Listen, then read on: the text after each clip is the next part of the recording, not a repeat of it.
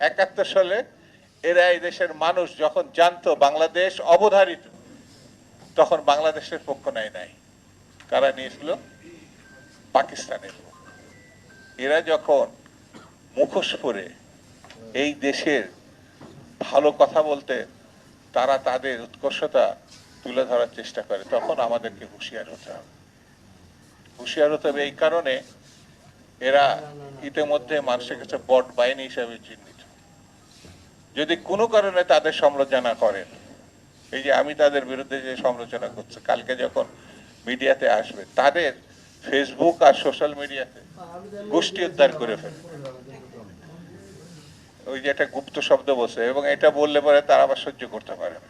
University এখানে জুয়েল যেমন আছে, আমাদের সাবেক ছাত্র নেতারাও আছে, তারা মনে করছিল যে বিশ্ববিদ্যালয়গুলো তারা দখল করেছে।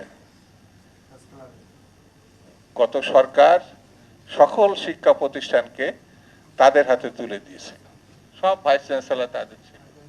এখন যখন বাদ দিয়ে সত্যিকারের শিক্ষাবিদদেরকে বিশ্ববিদ্যালয় ভাইস চ্যান্সেলর করা হচ্ছে, সেই শিক্ষা প্রতিষ্ঠানগুলোকে তারা অস্থিরতা সৃষ্টি করার চেষ্টা করছে। যখন জামাতে ইসলামের অথবা একটি রাজনৈতিক দলের ব্যক্তিদেরকে প্রশাসনে অর্থাৎ ভাইস চ্যান্সেলর করা হয়েছিল, তখন তো আপনার বিরোধিতা করেন নাই। সেই জন্য আমি বলবো আমাদেরকে সতর্ক হতে হবে, এবং সেই সতর্কতার কাজ হচ্ছে জনাব তারেক রহমানের হাতকে শক্তিশালী করতে হবে।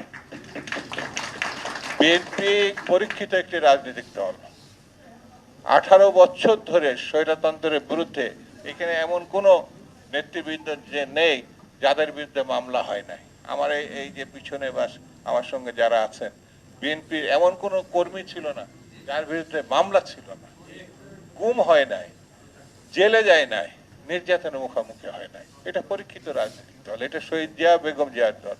বেগম জিয়াকে মানে একেবারে মিথ্যা মামলায় 6 বছর জেলখানে আটকে রাখা হয়েছে। এটা ভাবা যায় না।